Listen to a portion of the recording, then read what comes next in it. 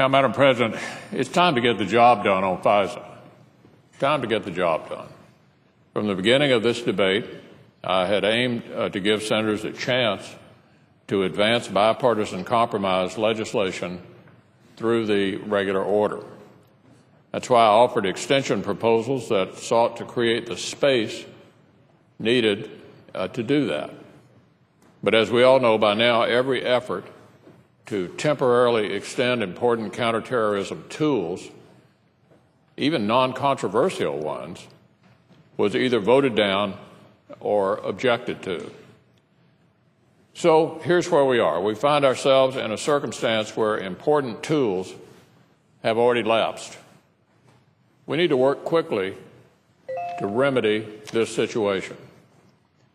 Everyone has had ample opportunity to say their piece at this point. Now is the time for action.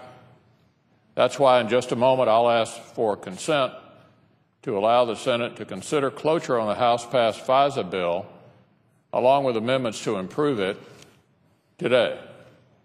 Not tomorrow, but today. There's no point in letting another day lapse when the end game is clear to absolutely everyone. We know how this is going to end. When we've seen such a robust debate already, big debate, not only here in the Senate, but across the country, and when the need to act expeditiously could not be more apparent.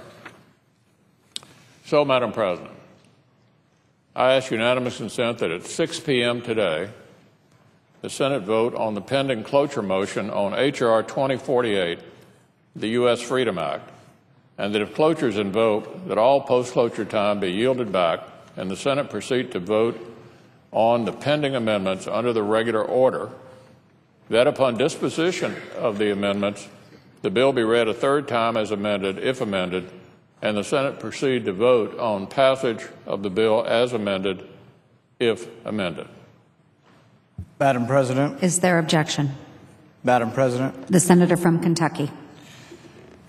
Reserving the right to object, I would be happy to agree to dispensing with the time and having a vote at the soonest possibility if we were allowed to accommodate amendments for those of us who object to the bill.